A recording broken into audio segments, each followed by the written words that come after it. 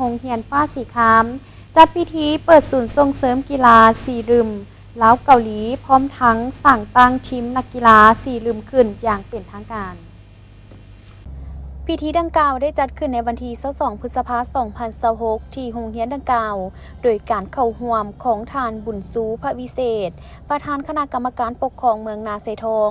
มีประธานสมาคมกีฬาสีรึมเกาหลีมีหัวหน้าห้องหัวหน้าแผนกศึกษาธิการและกีฬานครหลวงจันทร์เมืองประธานโรงเรียนพร้อมด้วยภาคส่วนที่เกี่ยวข้องบรรดาครูฝึกนักกีฬาและน้องนักเรียนเข้าร่วมในพิธีทานนางบุญเหลือพรหมธาตุประธานกลุ่มโรงเรียนฟ้าสีครามได้ขึ้นกล่าวจุดประสงค์ในการสร้างตั้งศูนย์ส่งเสริมกีฬาสีรึมให้ฮู้ว่าการก่อสร้างศูนย์แห่งนี้แม่นเพื่อให้กีฬาสีรึมเป็นขัวต่อแห่งมิตรภาพดังที่พวกเขาจะได้เห็นในระดับพิธีต่อไป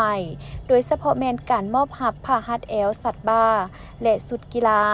ผ้าสัตว์บ้านี้บ่แม่นเพียงแต่อุปกรณ์กีฬาแต่แม่นสัญลักษณ์แห่งความผูกพันและความเคารพซึ่งกันและกัน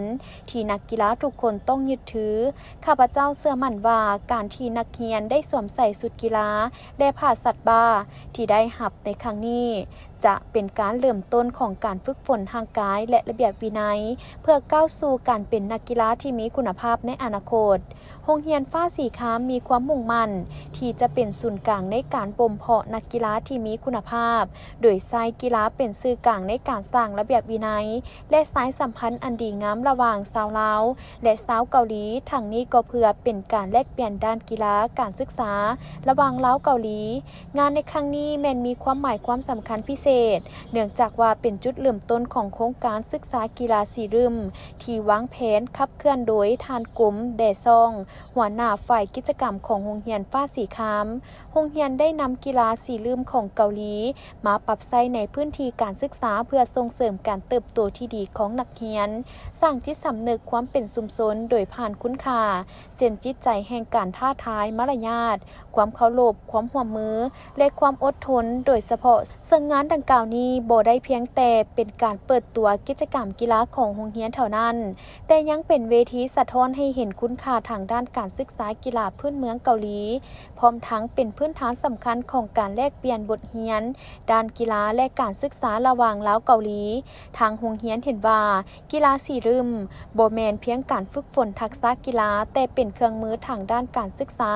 ที่สามารถปลูกฝังวัฒนธรรมแห่งการเคารพการฝึกฝนตนเองและการเติบโตร่วมกันจากนั้นท่านบุญซูพระวิเศษยังได้มีคำเห็นว่า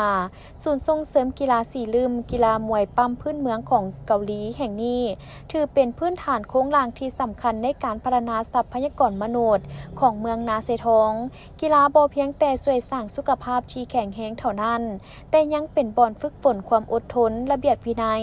ความสามัคคีและน้ำใจนักกีฬาให้แก่เยาวชนเชื่อมั่นว่าศูนย์แห่งนี้จะเป็นแหล่งปลูกฝังพรสวรรค์สร้างนักกีฬาที่ดีและเป็นกำลังแห่งสำคัญเป็นใบหน้าใบตาให้แก่เมืองและประเทศชาติในอนาคตพร้อมทั้งเป็นขวดต่อทางด้านวัฒนธรรมการหัดแน่นความสามัคคีระหว่างสปป.ลาวและสาธารณรัฐเกาหลีให้แน่นแฟ้นยิ่งขึ้นพร้อมนั้นทานจองซุงกึนประธานสมาคมสีรึมเมืองยองอินยังได้ให้สัมภาษณ์ต่อทีมข่าวของพวกเขาว่า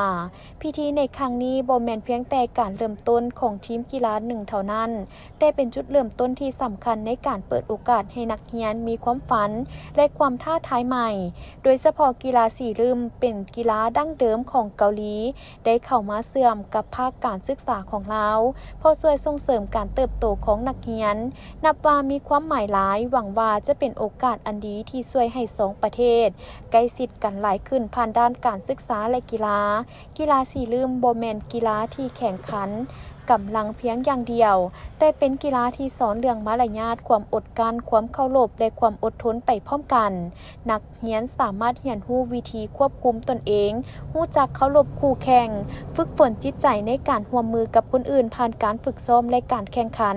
ดังนั้นจึงเห็นว่าสีรึมเป็นกีฬาที่มีคุณค่าอย่างหลายบ่เพียงแต่พัฒนาร่างกายแต่ยังมีคุณค่าในด้านการสร้างคุณลักษณะนิสัยอีกด้วยพร้อมหวังว่ากีฬานี้ จะบ่เพียงแต่เป็นการแนะนำวัฒนธรรมดั้งเดิมของเกาหลีเท่านั้น แต่จะเป็นขัวเสื่อมให้เยาวชนของสองประเทศ ได้เข้าใจและเคารพกันหลายขึ้น คาดว่าในต่อหน้าจะมีการแลกเปลี่ยนอีกหลายรูปแบบที่ประสานทางการศึกษากีฬาเพื่อให้สองประเทศใกล้ชิดกันหลายขึ้นฉะนั้นอยากจะฝากถึงนักเรียนทุกคนขอให้เห็นคุณค่าของขบวนการหลายกว่าผลการแพ้ชนะและขอให้เติบโตด้วยความภาคเพียรและหัวใจที่ดีงาม